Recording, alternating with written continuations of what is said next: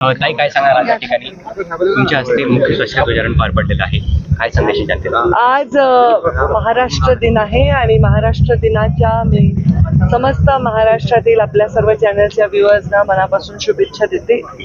जालना जिल्ह्याचे पालकमंत्री म्हणून महाराष्ट्र दिनाच्या ध्वजारोहणाच्या कार्यक्रमाला आज मी इथे उपस्थित आहे आणि जालना जिल्ह्याचे विकास, त्याचं प्रगतीपथ आणि महाराष्ट्राचं प्रगतीपथ याच्यावर विस्तृत असं मार्गदर्शन आजच्या भाषणामध्ये मी केलं. केंद्र सरकारने काल देशामध्ये जातीनिहाय जनगणना करण्याचा निर्णय घेतलेला आहे, काय वाटतं? खूप खूप खूप म्हणजे एकदा नाही, दोनदा नाही, 3 वेळा सरकारचा आभार आणि अभिनंदन. अत्यंत महत्त्वाचा, अनेक वर्ष ज्याची प्रतीक्षा होती या देशाला तो निर्णय प्रधानमंत्री नरेंद्र मोदी यांच्या नेतृत्वात सरकारने घेतलेला आहे. मला त्याचा खूप आनंद वाटतो आणि मला आठवतंय मुंडे साहेबांचं ते भाषण, जेव्हा त्यांनी सांगितलं होतं की या देशामध्ये जातीनिहाय जनगणना झाल्यानंतर एक वेगळं चित्र किंवा एक योग्य चित्र सगळ्यांसमोर येईल. आणि त्यांचं ते भाषण कालही खूप व्हायरल झालं. त्यांची आठवण तर आलीच आली, पण या महाराष्ट्रात, या देशात अनेक लोकांनी वेगवेगळ्या राज्यामध्ये यासाठी संघर्ष केला, याच्या मागण्या केल्या, वेळोवेळी विचार व्यक्त केले. त्या सर्वांचे मनापासून आभार आणि सरकारचे तर त्रिवार आभार आणि अभिनंदन.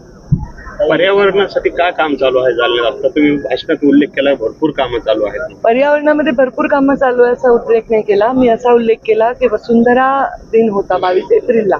22 एप्रिल ते 1 मे असा आम्ही एक पर्यावरणाचा आठवडा पूर्ण राज्यामध्ये आव्हान केलं होतं. त्याच्यामध्ये पर्यावरण हे असं खातं नाही जिथे एक बजेट आहे आणि एक मार्ग तयार केला आणि तुम्हाला दाखवता आला.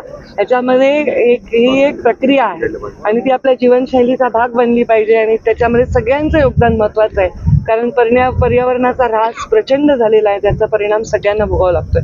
एक जनजागृतीसाठी सुद्धा आम्ही हा आठवडा समर्पित केलेला. मॅडम, एकीकडे तुम्ही ही सगळी जनजागृती करताय आणि दुसरीकडे सामाजिक संस्थांना उपोषण करावं लागते की अतिक्रमण हटवण्यासाठी.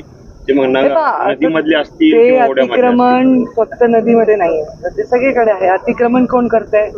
माणसंच करतायत आणि त्यांना कायद्याने हटवणं हे काम सरकार करताय.